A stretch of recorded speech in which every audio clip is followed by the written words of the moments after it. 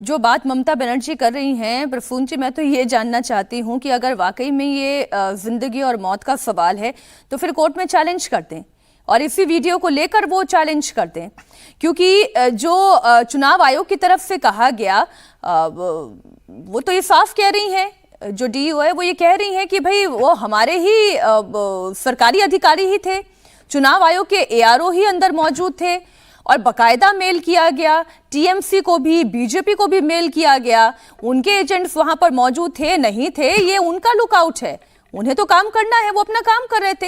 ये fear factor क्या कहता है? देखिए, पहले धन्यवाद देना चाहता हूं जैसा आपका चैनल के मेरे को बुलाया है, लेकिन आपका चैनल का पोजीशन भी हम जानते हैं। जो ममता को हराना और बीजेपी को जिताना, ऐसा प्रो बीजेपी लाइन आपका चैनल का है। लेकिन सीधे बात है, ममता बनर्जी इस चुनाव में ये इस बात से मुझे आपत्ति है। ममता को हराना है, बीजेपी को जिताना है, ऐसे हमारी लाइन नहीं है। से जिस तरीके से बोल रहा है हम सुन रहे हैं, ऐसे वो जो प्रजापति है वो खुद बोल रहा है हम बाहर से आ चुके हैं, गुजरात से आ चुके हैं, वो कोई रिलेटिव का घर आया है। अगर हम जाएगा घूमने दिल्ली और सड़क के उतार के जो काउंटिंग स्टेशन में पहुंच जाएगा और बैलेट बॉक्स के लेके वो विरोध जताएगा तो आप क्या करिएगा? अरे मैंने सर आपसे क्या सवाल पूछा, ये विरोध क्यों हम है? यहाँ से आए थे। ये जिंदगी और मौत की लड़ाई क्यों है सर? कोई आईसीयू में तो नहीं है, जिंदगी और मौत की लड़ाई क्यों है पश्चिम बंगाल में? यही है जब ना इसका कारण है, देखिए ऐसा 27 लाख ओरिजिनल जो लोग ट्राइब्यूनल में जा चुका है, 35 लाख आवेदन किया है। जब देश का गृहमंत्री आते हुए कहते हैं जो इस सबको हम डिपोर्ट करेगा बांग्लादेश में और भगा देगा, डिलीट करेगा नाम, तो जिंदगी का मत नहीं है। इस बार इतना आदमी को जैसे एसआईआर प्रक्रिया में अगर 35 लाख जेन्युइन नाम काट दिया, जिसको ट्राइब्यूनल में जो लोग क्लियर हुआ है, 1700 जो लोग जा चुके थे उसमें 98% को नाम क्लियर हो चुके हैं। इसका मतलब है जो लोग अभी ट्राइब्यूनल पे आवेदन किया है जैसा 35 लाख, उसमें 98% जेन्युइन ही है, तो एक तो उसको वोट नहीं दे रहा है। मतलब आचार्य जी आपका कहना यह है कि एफआईआर की वजह से ममता बनर्जी चुनाव हार रही हैं और ये ममता बनर्जी को दिख रहा है। चुनाव तो बिल्कुल हार ही नहीं रहा है। अच्छा, ठीक, ये तो ग्राउंड रिपोर्ट, देखिए एग्जिट पोल कुछ बता रहा है, ग्राउंड रिपोर्टिंग ममता बनर्जी दबा हुआ है, वो कुछ सीट हार सकती है। मैं तभी तो सर आपसे पूछ रही हूँ कि जहां से आपने बात शुरू की मैं वहीं पर लेकर आती हूँ। ममता बनर्जी चुनाव जीत रही हैं, ये आपका कहना है?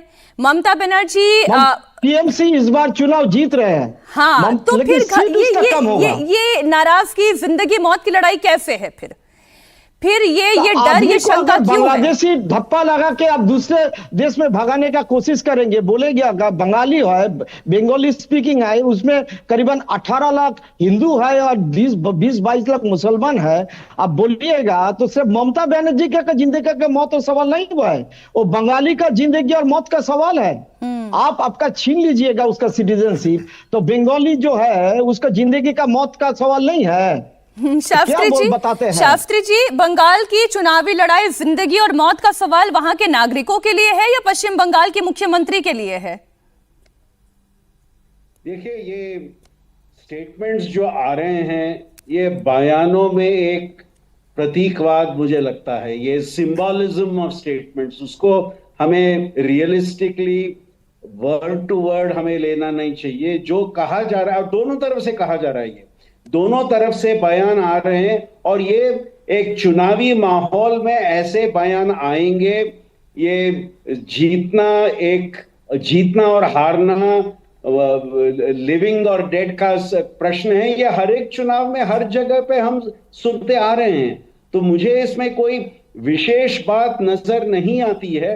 और जैसे मैंने कहा, ये एक धारणा की लड़ाई है, कौन जीतेगा कौन हारेगा अगले 3 दिन में हमें पता चलेगा।